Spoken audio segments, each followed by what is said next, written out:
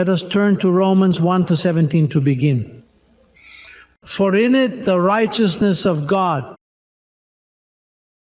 is revealed from faith to faith, as it is written, the just shall or live by faith. You know that the first part of this verse says that in the gospel, the righteousness, that which is righteous from God, is going to be revealed not by your behavior, is through faith. For God to declare you righteous, He cannot see your works. Your good or bad works, He does not like them. Do you know why? Because you were constituted a sinner without doing anything, neither good nor bad. Adam sinned, and sin was passed on to you. So then everyone was a sinner, good and bad alike. Mary was a sinner, the prophet was a sinner, Moses was a sinner, everyone was a sinner. The one who killed was a sinner, and all were sinners. 100% each, whether he was good or bad. Adam constituted us sinners.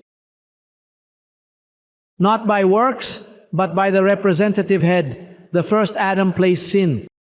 Second Adam, you believe in Him, and by faith He places you in righteousness, and you are righteous. And then, but it says here that the just by faith shall live.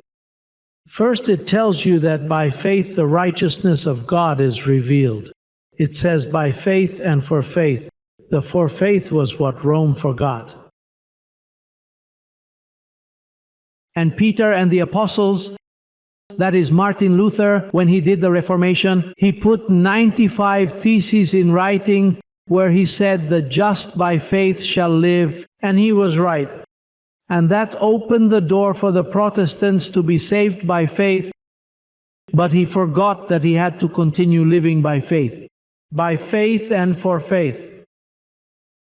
And the for faith did not appear until this ministry came. I tell you it's true, I swear. I had never heard anyone say by faith and for faith. The second part, never. Not in English, not in other languages, not in books, not in revelations, because that is the gospel. Faith is the important factor. You know how much it attracts my attention.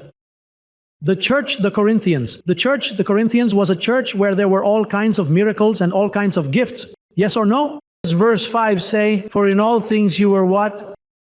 That you were enriched in everything by Him in all what? And all knowledge. And verse 7, what does it say? So that you come short in know what? In know what? Gift. What do the gifts do? They heal. They work miracles. It is a gift. Isn't it? Now what does chapter 13 verse 5 of 2 Corinthians say? What does it say? Examine yourselves as to whether you are in the faith. Test yourselves. Do you not know yourselves that Jesus Christ is in you?